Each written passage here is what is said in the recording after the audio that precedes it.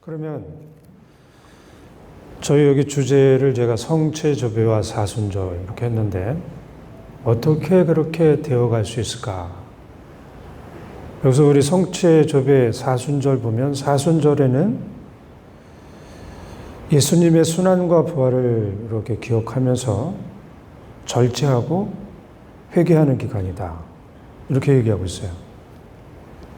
그러면 이제 여기도 또 이제 아주 중요해요. 회개를 어떻게 하나?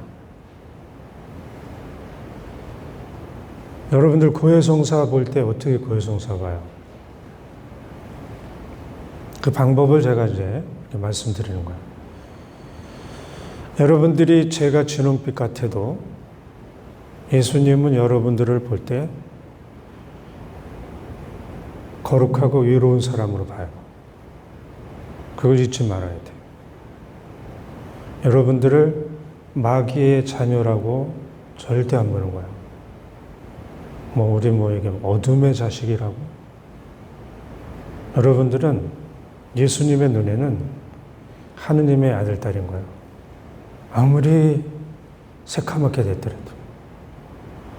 그리고 예수님은 새카맣게 된 당신의 아들, 딸들이 당신에게 오기만 하면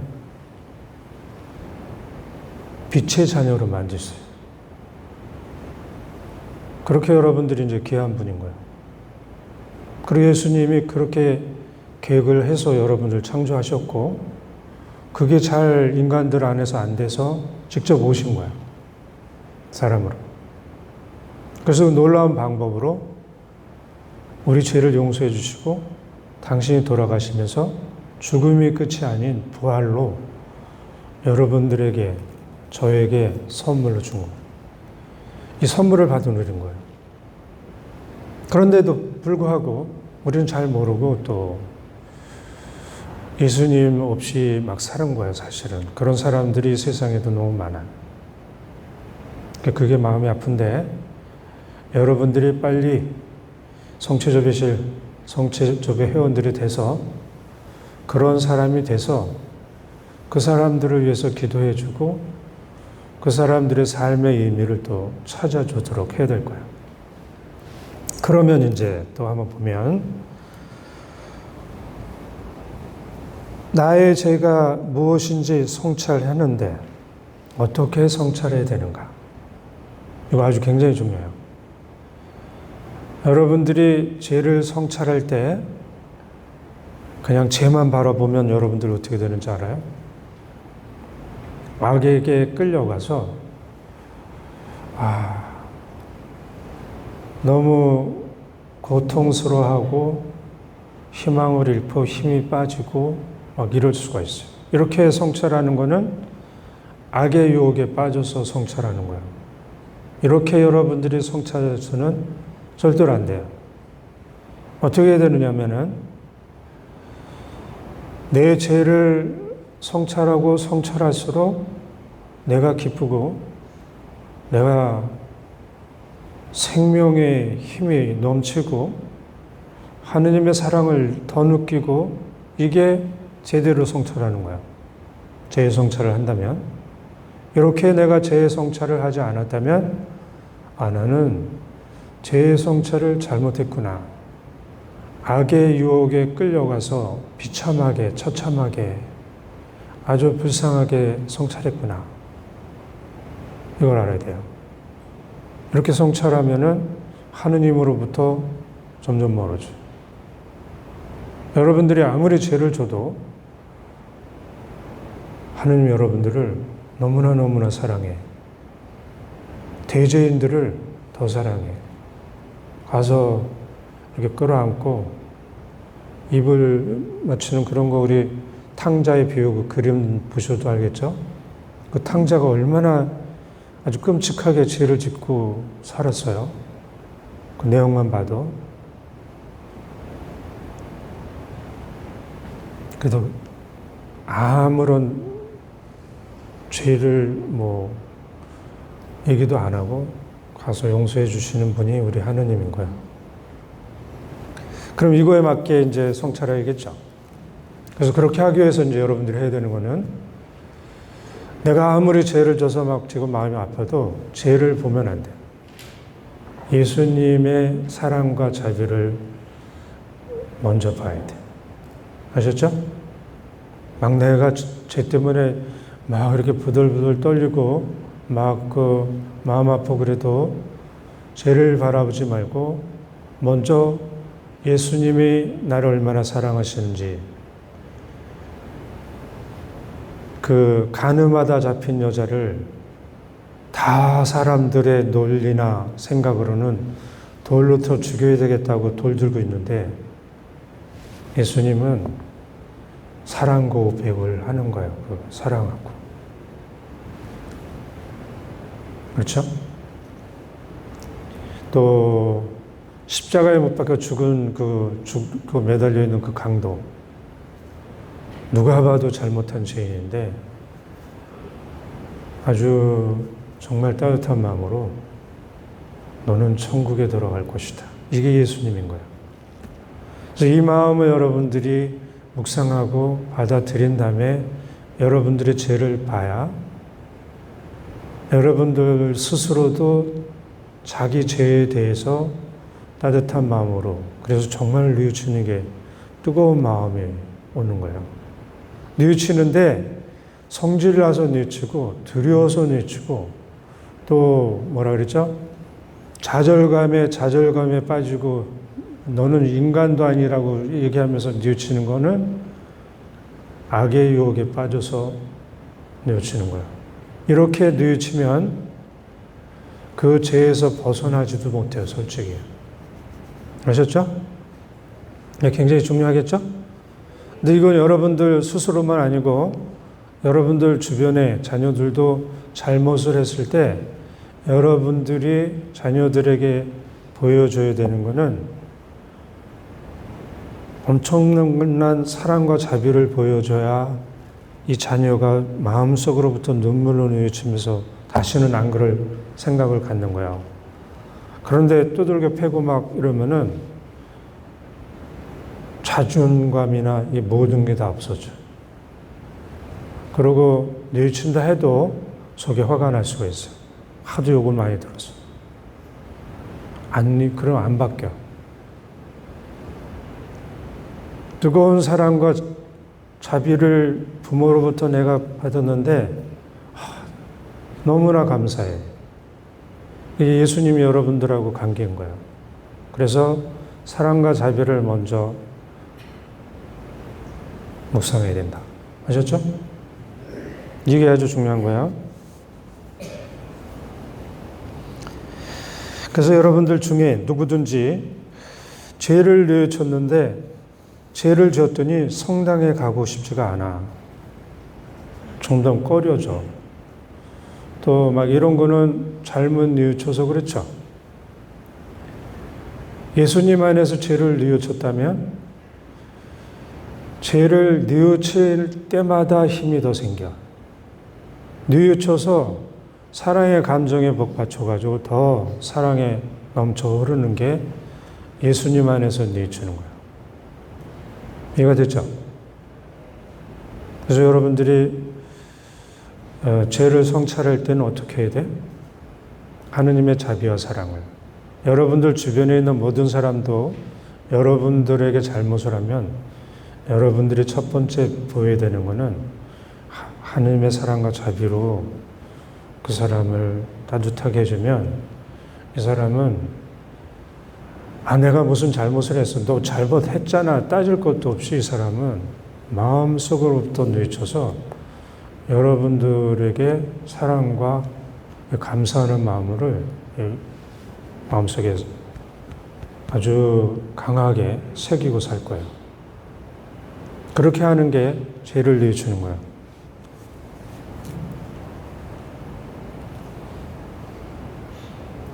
그 다음에 이제 이런 경우가 있어요.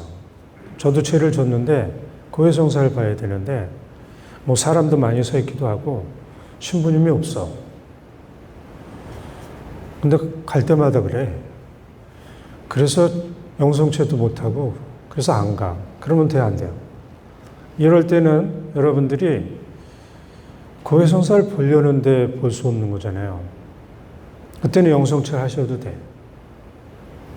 아무 거림없이 마음속으로 예수님 제가 정말 잘못했습니다. 근데 성사를 보려는데 상황이 안 되네요. 신부님 여기 계셔도 내가 마음이 좀 아직 준비가 안 됐어요. 그것도 준비가 안 된 거예요. 영성체 하셔도 돼요. 그럼 나중에 아까 제가 말씀드린 것처럼 예수님의 사랑과 자비를 하고 그러가서 고해성사를 보신 다음에 그렇게 하셔도 그 고해성사를 보는 게 아주 잘하는 거예요. 그런데 이러지 않고 고해성사 보기도 힘들고 또 이런 또 죄를 또 고백하기도 또 힘들고 그래서 아예 성당을 안 가. 그럼 이 사람 마음도 양심도 점점 굳어지겠죠. 마음과 양심이 굳어진다는 것은 무슨 뜻인지 알아요? 죄를 져도 진 줄을 몰라. 잘못을 해도 잘못한 줄을 몰라. 그러니까 이 사람은 아까 지금 여러분들 마음속 들어봐서 알겠지만 엄청나게 정말 혼란스러운 여기 마음 상처가 되겠죠. 상처도 많고. 그 상태로 살면은 아무리 맛있는 음식을 먹어도 쓰고 아무리 좋은 뭘 해도 기쁘지 않은 거예요. 그래서 아무리 내가 대죄를 졌더라도 그 예수님의 자비를 묵상하고 성당에 나오셔서 성체를 모시도록. 그리고 이제 이 사순식에 이제 여러분들이 한 가지 알아야 되는 거는 여러분들이 자꾸 이렇게 성사를 보면서도 어느 거 의도적으로 빼고 또 대충 보고 또 아니면 아예 안 보고 그런 것들도 있어요. 어느 경우는 또 몰라서도 그러고 그 몰라서 죄를 고백하지 않고 용서 못 받으면 여러분들 안에 그게 암덩어리처럼 있을 수 있는 거예요. 끔찍하게. 근데 내가 왜 이런지도 모르는데 뭔가 이렇게 마음이 안 좋아. 근데 그런 것들을 여러분들이 알아내려면 어떻게 해야 되냐면 아까 마찬가지로 성체조배를 하시든 아니면 걸어 다니든 예수님 제가 못 알아내서 몰라서 성사 보지 못한 것들이 있으면 알아내지 못한 죄가 있으면 알려주십시오. 알려주십시오. 자꾸 청하면 예수님이 알려주시겠어요? 안 알려주시겠어요? 알려주십시오. 그럼 여러분들이 그렇게 하면 여러분들의 마음에 점점 이 생명력과 기쁨이 차오르겠죠? 이걸 여러분들이 하셔야지 누구 해요? 여러분들 스스로 하시고 자녀들에게도 그렇게 해서 자녀들이 얼굴만 봐도 생명력이 넘쳐 생글생글하고 그렇게 여러분들이 해주셔야 되는 거예요. 예수님은 왜 오셨어? 이 세상에? 죄인을 부르러 오셨어. 죄인만 봐도 마음이 설레. 죄인을 가서 막 두들겨 패고 막 이러는 게 아니고 죄인을 불러서 살려주려고 오셨기 때문에 죄인이 눈에 띄면 설레는 마음을 감추질 못해요. 그래서 가서 어느 한 분도 예수님이 그 간음하다 잡힌 여자를 만나도 너 왜 이런 죄를 졌어? 단 한 번도 안 그래. 마테오한테도 너 왜 이런 죄를 졌어? 바오로한테도.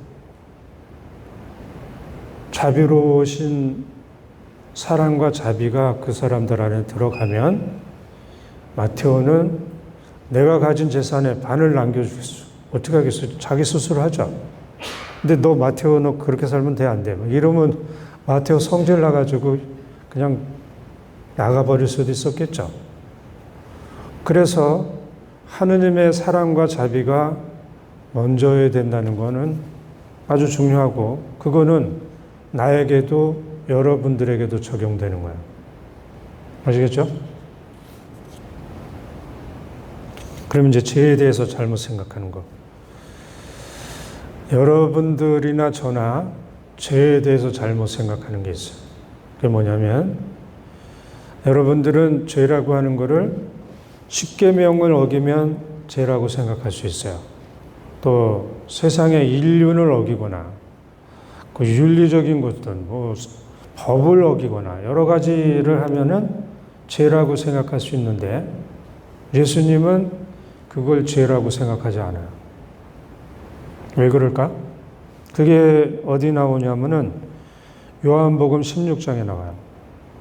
성령님께서 오시면, 보호자, 변호자가 오면 너희가 죄에 대해서 잘못하는 것, 위로움에 대해서 잘못 생각하는 것, 심판에 대해서 잘못 생각하는 것을 알려주실 것이다. 이런 말씀 들었죠? 그러면 도대체 예수님이 생각하는 죄와 내가 생각하는 죄의 차이는 뭔가? 예수님은 율법을 어긴 사람들 다 죄인인데 죄인들하고만 놓으셨잖아요. 왜 그랬을까? 예수님 눈에는 그 사람들이 죄인으로 보이질 않아요. 그러면 예수님 눈에 죄인으로 보인 사람은 누구예요? 바리사이파 율법학자. 왜 이 사람들이 죄인이라고 보였냐면은, 근데 이 사람들은 실제로 율법을 단 한 번도 어기지 않고 살았어요. 그걸 하기 위해서 정말로 노력한 거야. 인간의 눈에는 반듯하게 보여. 그래서 사람들이 존경도 하고, 근데 예수님은 그들을 죄인으로 보고, 율법을 어기고 간음하고 뭐라 그러죠? 사람을 죽이고 뭐 이런 사람들 죄인으로 안 봤어요. 왜 그럴까? 이거 잘 알아야겠죠? 그 이유는 예수님을 믿고 따랐는데 예수님께서 용서해 줄 수 있는 죄는 죄 아니에요. 예수님 편에서는. 여러분들이 지금 엄청나게 많은 죄를 졌어요. 근데 예수님을 믿고 가서 잘못했습니다. 예수님. 그럼 예수님이 용서해 줄 수 있는 죄는 죄라고 보질 않아요. 예수님이 용서해 주실 수 없는 죄가 있어요. 그게 뭐죠? 예수님을 안 믿어. 그래서 예수님을 안 믿으니까 예수님께 죄를 용서해 달라고 청하질 않아요. 이 죄는 그냥 죄로 남겠죠. 예수님이 보시는 죄는, 당신이 용서해 주실 수 있는 죄는 죄가 아니에요. 당신을 믿지 않아서 용서해 달라고 청하지도 않고 오히려 예수님을 죽인 사람들, 이 사람들은 예수님이 보시기엔 죄인인 거예요. 이해가 됐죠? 그러니까 여러분들이 죄를 많이 졌다고 그러지만 다 예수님이 용서해 줄 수 있는 죄라면 여러분들은 절대로 죄인이 아닌 거예요. 그 죄는 깨끗이 씻어져 버려요. 예수님의 십자가의 능력으로. 아셨죠? 그러니까 걱정하고 막 불안해하고 뭐 이렇게 살 이유가 있어요, 없어요? 예수님이 해주셨어요. 그거를 여러분들이 조금 영적으로 깊어져서 예수님과 사랑의 관계가 된다면 그거를 깊게 깨달을 거예요. 그런 사람이 되기를 저는 바라고, 그런 사람이 되기 위해서 성체 조배를 하시기 바라요. 다음에 이제 위로움에 대한 것. 율법을 잘 지키면 위로운 사람으로 봤어요. 근데 예수님은 누가 위로운 사람이라고. 그래서 이제 율법학자들하고 바리사이들은 율법을 너무 잘 지켰기 때문에 율법에서 봤을 때 위로운 사람이라고 한 거예요. 근데 예수님 편에서는 누가 위로운 사람이냐?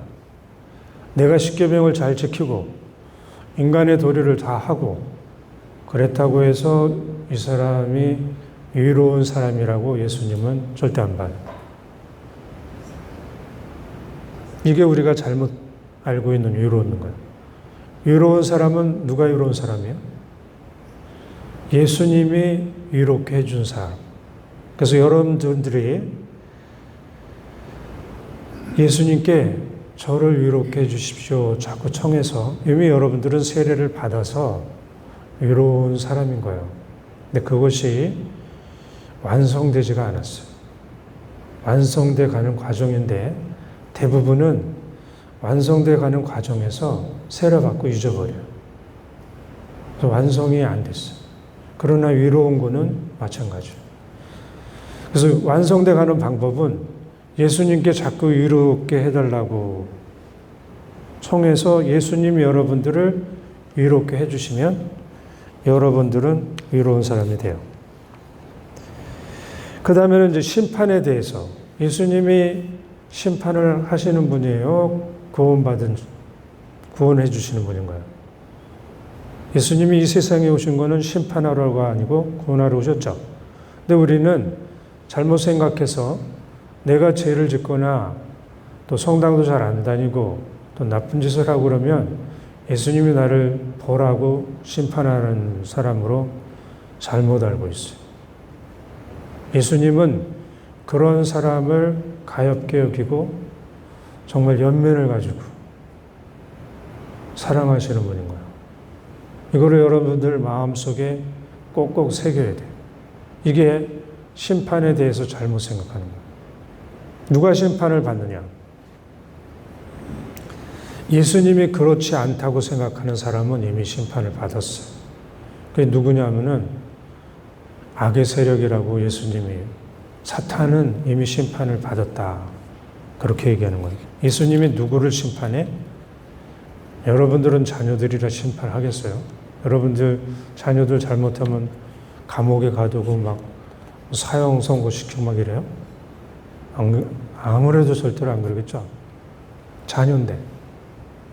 차라리 내가 목숨을 바치지. 그게 예수님인 거예요. 여러분들은 심판 받으실 분들이 아니라는 거. 그러면 이제 여기서 시간이 지났네. 하여간 조금만 더 할게요. 괜찮아요? 뭐 약속이 있으신가요? 죄송합니다. 조금만 더 하겠어요. 이게 이제 결론적인 건데 우도라고 알죠? 우도. 예수님 옆에서 이렇게 예수님께서 그 하늘나라에 가실 때 저를 기억해 주십시오. 그런 우도. 이 우도가 우리가 지금 여기 강의한 위로움, 죄, 심판에 대해서 그대로 적용돼서 현실화된 사람인 거예요. 우도는 보면 이게 이제 루카복음 23장 39절에서 43절인데 엄청나게 잘못한 죄를 저질렀으니까 십자가라고 하는 그 엄청난 그 고통스러운 사형 틀에서 죽어가고 있는 거잖아요. 그리고 인간들의 눈에, 율법학자들의 눈에는 이 사람은 죄인이에요. 그 죄인도 죽을 죄인, 대죄. 우리 죄 중에도 여러 가지 종류가 있잖아요. 사형 선고를 받을 죄. 근데 이 죄인이라고 보이는 이 우도가 예수님께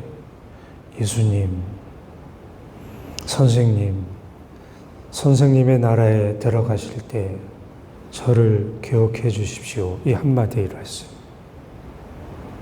예수님, 그러니까 선생님의 나라에, 하느님의 나라에 들어가실 때 저를 기억해 주십시오. 이 한마디가 아주 단순한데 여기에 엄청난 게 들어가 있어요. 그러니까 예수님이 그 말씀을 들으시고 너는 오늘 나와 함께 하늘나라에 들어갈 것이다. 이 말씀을 하시죠.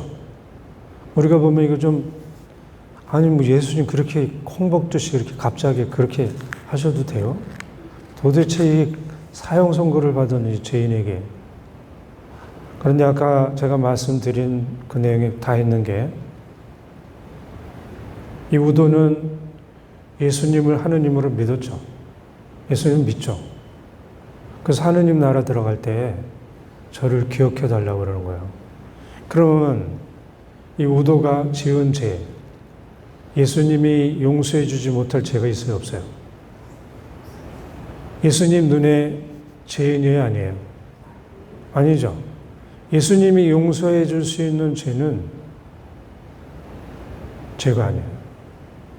그러니까 예수님은 이 우도를 정말 사랑스러운 눈으로 당신의 아들로 이렇게 바라봤겠죠.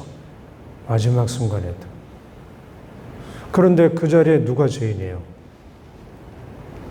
죄인이라고 해서 그 십자가에 못 박은 그 율법학자 바리사이들이 그 자리에 있었죠. 근데 이 사람들은 유인이잖아요, 현실적으로. 근데 예수님 눈에는 저 사람들이 죄인인 거예요. 다르죠? 죄에 대해서 잘못 생각하는 거. 그 다음에 죽어가면서 예수님이 이 우도를 위롭게 해주는 거죠. 그러니까 그 자기 스스로 위롭다고 했던 바리사이들이나 율법학자들, 교회 지도자들은 나는 율법을 잘 지켜서 위로운 사람이라고 나는, 그래서 이름도 막 위롭다고 하고 다닌 거야. 그거는 이런 게 아니고 그게 잘못 생각한 거고, 예수님이 십자가에 못 박혀 돌아가시면서 위롭게 해준 사람, 이 우도가 위로운 사람이 됐죠. 근데 현실적으로는 이 사람은 인간의 눈에는 절대로 위롭다는 얘기를 쓸 수가 없는 사람인데, 하느님이신 예수님께서 위롭게 해주셔야 위로운 사람인 거야. 그럼 여러분들이 위롭고 거룩한 사람이 되는 것도 여러분들이 뭔가 잘하고 그럴듯하게 뭐를 해서 위로운 사람이 되는 게 아니고 예수님이 거주해 주시는 거죠. 이 논리를 안다면 이제 아까처럼 기도하면서 예수님, 저를 거룩하게 위롭게 해 주십시오. 위롭게 해 주십시오. 이 기도를 계속하면은 여러분들은 위롭고 거룩한 사람이 되겠죠. 이거는 이제 여러분들이 이제 이렇게 되어가는 과정을 체험이 없으니까 그게 어떻게 될까 그러는데, 자꾸 청하다 보면 거룩해져 가는 나를 보고 위로해지는 나를 여러분들이 보면서 이렇게 바뀔 거예요. 그리고 이제 이거는 이제 중요한 것 같아서 제가 말씀드리면, 여러분들이 아무리 노력을 해도 죄에서 벗어나지 못하는 그런 것들도 있어요. 그거 각 사람마다 달라요. 그래서 계속 고해성사를 보고 또 보고, 보고 또 보고, 보고 또 보고, 그러는 경우가 있어요. 근데 이럴 경우 어떻게 되나? 이런 경우 어떻게 되냐면, 내가 정말 결심을 해서, 정말 단식을 하고, 아니면 여자들 립스틱 진하게 바르고, 뭐 머리 어떻게 하고 막 해가지고 결심하고 한다고 한들, 그게 되겠어요, 안 되겠어요? 여러분들의 노력으로 여러분들이 자유로워질 수 없는 죄가 있다는 거 알아야 돼요.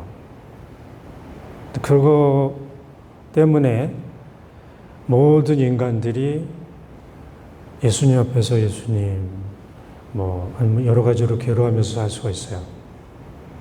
그래서 이거를 이제 현실적으로 말씀드리면, 아무리 노력을 해도 안 돼. 그래서 또 내가 결심을 해서 또 노력을 했는데, 한두 달 지났더니 또 그랬더니 또 그랬더니 또, 이러면 이 사람이 좌절감에 빠지겠죠. 내가 아주 강하게 결심을 하고 결심을 해서 끊어버리겠다고 했던 그 죄를 내가 다시 저지르면 인간은 점점 좌절감, 희망도 잃고 동굴 속으로 들어갈 수가 있어요. 안 나오는 경우가 있어요. 이게 계속 깊게 들어가서 안 나온 사람이 누구야? 이게 죄와 관계없이 지금 제 얘기에서 그럴 수도 있지만 자폐인 거예요, 이게. 자기 속으로 들어가지고 안 나오는 사람이에요. 그럼 여러분들이 그럴 수 있다는 걸 알고 이런 경우는 빨리 내 노력으로 안 되는 걸 인정하고 예수님, 제가 아무리 노력을 해도 여기서는 이게 안 됩니다. 안 됩니다. 제가 안 알려서가 아니고 정말 별의별 방법을 다 썼지만 안 됐습니다. 안 됩니다. 그래서 예수님이 해주십시오. 예수님이 해주십시오. 예수님이 해주십시오. 그것도 어린아이가 돼서 거기서 느끼는 모든 감정이나 이런 거 아까 제가 청원 기도할 때 했죠. 이렇게 하고 이러는데 자유롭지 못합니다. 예수님이 해주십시오. 이 기도를 또 계속하고 살면 분명히 여러분들은 거기서 자유로워져요. 제가 체험해서 여러분들에게 알려드리는 거예요. 분명히 되니까. 근데 첫째는 안 된다는 걸 빨리 알아야 돼요. 쓸데없이 노력하면서 자기 자존감이고 뭐 다 깨트리고 결심해도 안 되는 이 모든 것 때문에 자기 그 뭐라 그러죠? 자기가 자기를 바라볼 때 너무나 형편없이 평가하고 그러지 않기 위해서라도 빨리 내가 할 수 없구나. 예수님께 청하는 걸 하는 거예요. 아시겠죠? 그리고 이제 저는 지금 여기 동영상 찍은 것처럼 여기저기 다니면서 이렇게 강의한 게 있으면은 그 유튜브에 올렸어요. 그래서 필요하신 분들은 그 유튜브 들어가서 좀 보시면 좋을 것 같아요. 거기에는 이제 제가 저에게는 사실은 1시간 반이 짧아요. 많은 걸 전해주고 싶어도요. 그래서 막 넘어가는 거 봤잖아요. 그래서 그런 내용들이 거기 있으니까 도움을 받으시기 바랍니다. 유튜브에 제 이름 김기화 아니면 김기화 신부 치면 가서 보실 수 있을 거예요. 성부와 성자와 성령 이름으로 주님께서 여러분과 함께 전능하신 천주 성부와 성자와 성령께서는 모든 이에게 강복하소서. 성부와 성자와 성령 이름으로 감사합니다.